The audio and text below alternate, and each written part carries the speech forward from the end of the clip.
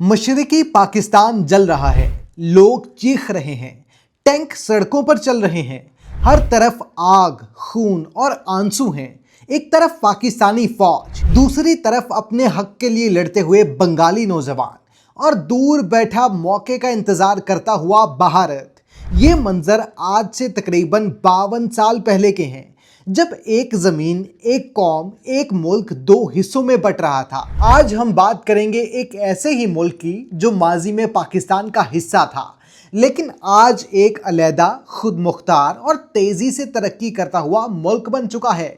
हम बात कर रहे हैं बांग्लादेश की, वही बांग्लादेश जिसकी ज़मीन कभी मशरकी पाकिस्तान कहलाती थी, जहां दरियाओं का जाल बिछा हुआ है, जहां लोग जफाकश, मेहनती और जज्बे से भरपूर हैं, जहां सकाफत में रंग, बोली में मिठास और तारीख में दर्द है।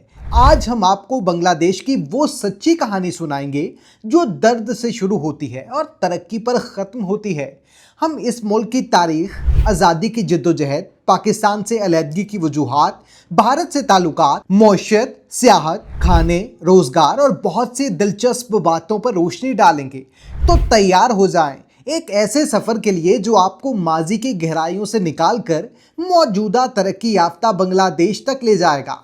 अगर हम तारीख की किताबों का रुख करें तो पता चलता है कि बांग्लादेश की सरजमीन हमेशा से सकाफती, तहजीबी और मजहबी तौर पर ख़ास अहमियत रखती है। बंगाल का इलाका कदीम दौर में मौर्या, गुप्ता और पाला सल्तनतों का मरकज़ रहा। फिर यहाँ मुग़लों का राज आया और इनके बाद बरतानवी साम्राज्य का कब्ज़ा हुआ। अंग्रेज़ों के बाद जब 1947 में बरसगीर को आज़ादी मिली तो दो नए मुल्क वजूद में आए, हिंदुस्तान और पाकिस्तान। पाकिस्तान दो हिस्सों पर मुश्तमिल था, मगरबी पाकिस्तान और मशरकी पाकिस्तान, जिनके दरमियान तकरीबन 1600 किलोमीटर का फासला था और दरमियान में भारत मौजूद था। यही वो ज़मीनी फ़र्क था जो आगे चलकर सियासी और सकाफती दूरी में बदल गया। इब्तदाई सालों में मशरकी पाकिस्तान को मुसलसल नज़रअंदाज किया गया। उर्दू को कौमी ज़ुबान बनाने का ऐलान हुआ, जिस पर बंगाली अवाम ने शदीद एहतजाज किया, क्योंकि बंगाली उस वक्त सबसे ज़्यादा बोली जाने वाली ज़ुबान थी। 1952 में होने वाली लसानी तहरीक में कई तुलबा ने अपनी जानों का नजराना दिया और यही दिन आगे चलकर बांग्लादेश में मादरे ज़ुबान का दिन कहलाया। इसके बाद मुआशी, सियासी और इंतज़ामी नाइंसाफ़ियाँ बढ़ती गईं। मशरकी पाकिस्तान की मौशत ज़राअत पर मबनी थी, लेकिन इसकी कमाई मगरबी पाकिस्तान में खर्च होती थी। अवामी लीग जैसी जमातें उभर कर सामने आई और शेख मुजीबुर रहमान जैसा लीडर एक उम्मीद की किरण बनकर सामने आया। 1970 के आम इंतखाबात में अवामी लीग ने मशरकी पाकिस्तान में वाज़े अक्सरियत हासिल की, लेकिन इक़्तिदार मुंतकिल ना किया गया, जिसके नतीजे में अवामी गुस्सा बगावत में बदल गया। 1971 में जब फौजी कार्रवाई शुरू हुई तो मशरकी पाकिस्तान में आपस की लड़ाई शुरू हो गई। भारत ने इस मौके का फ़ायदा उठाया और मुख्ती बाहिनी तंजीम को तरबियत और हथियार देकर इस लड़ाई को और बढ़ा दिया। आखिरकार 16 दिसंबर 1971 को ढाका में पाकिस्तानी फौज ने हथियार डाल दी और बांग्लादेश एक आज़ाद मुल्क बनकर दुनिया के नक्शे पर उभरा।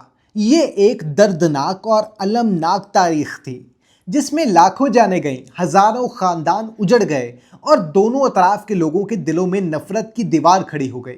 भारत ने बांग्लादेश के क़याम में मरकज़ी किरदार अदा किया था, इसलिए शुरू में दोनों मुल्कों के दरमियान करीबी ताल्लुकात रहे।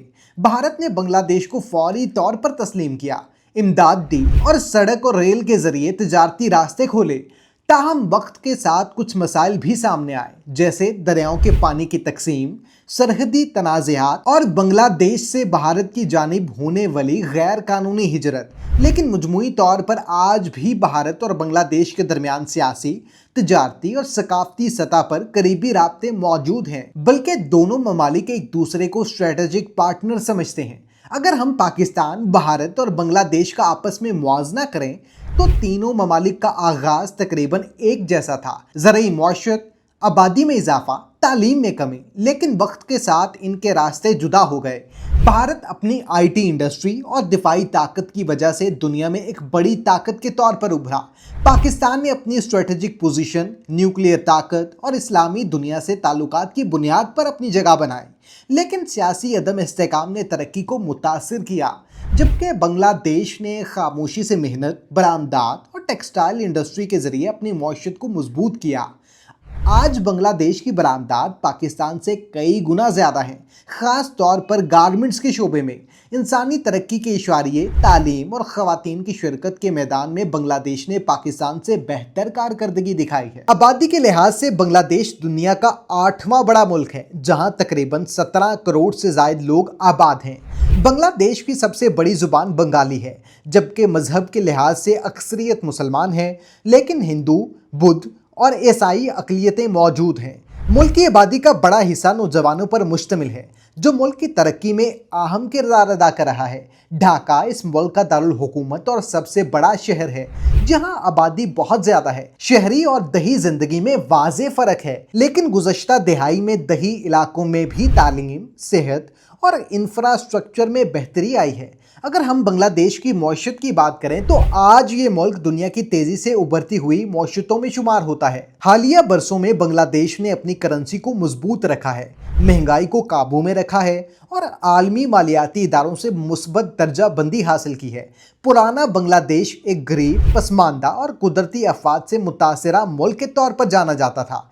हर साल आने वाले तूफान, सैलाब और जलजले यहाँ की जिंदगी को मुश्किल बना देते थे, लेकिन आज का बांग्लादेश तरक्की की राह पर गामजन है। अब यहाँ पुल, मोटरवेज, जदीद अस्पताल, यूनिवर्सिटियाँ और स्मार्ट सिटी प्रोजेक्ट्स बन रहे हैं।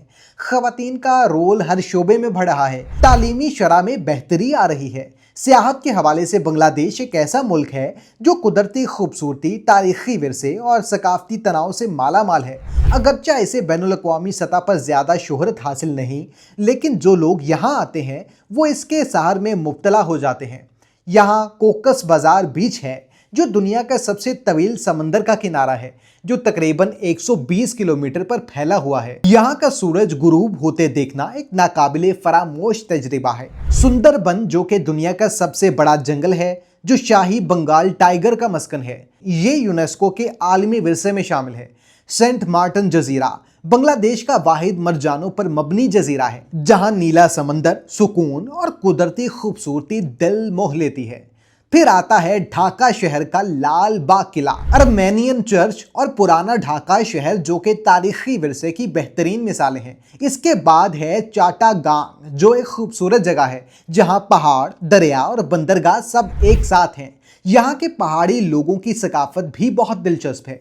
राजशाही में आम बहुत ज़्यादा होते हैं और बुद्ध मजहब के पुराने सार भी मौजूद हैं, जो इसे ख़ास बनाते हैं। जहाँ तक बात है बांग्लादेश के मशहूर खानों की, तो ये खित्ता जायके, खुशबू और मसाले की जन्नत है। यहाँ के रवायती खानों में भात और माशूर दाल सबसे बुनियादी और मकबूल खाना है। रोज़मर्रा के खानों में चावल, दाल, सब्जियां और मछली को ख़ास अहमियत दी जाती है, और ये कहा जाता है कि बंगाली लोग मछली और चावल के बगैर मुकम्मल नहीं होते। मछली खुसूसन हालाशाह मछली, जो दरियाए पद्मा से आती है, नहायत मकबूल है। इसे मुख्तलिफ तरीक़ों से पकाया जाता है और ये बांग्लादेश का कौमी खाना समझा जाता है।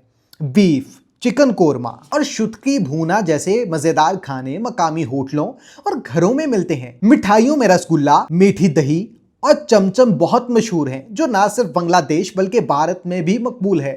बांग्लादेश का यौम आज़ादी हर साल 26 मार्च को मनाया जाता है, जबकि यौम फतह 16 दिसंबर को। जिस दिन बांग्लादेश ने अपनी आज़ादी मुकम्मल हासिल की थी, उस दिन से मुल्क का झंडा सब्ज रंग पर मुश्तमिल है, जिसके बीच में सुर्ख गोल दायरा है, जो आज़ादी की जद्दोजहद और शोहदा के खून की नुमाइंदगी करता है। बांग्लादेशी क्रिकेट टीम भी आलमी सतह पर अपनी शनाख्त बना चुकी है और यहाँ के लोग क्रिकेट के दीवाने हैं। शकीबुल हसन, मशफीकुल रहीम और दीगर खिलाड़ी भी अपनी मिसाल खुद हैं।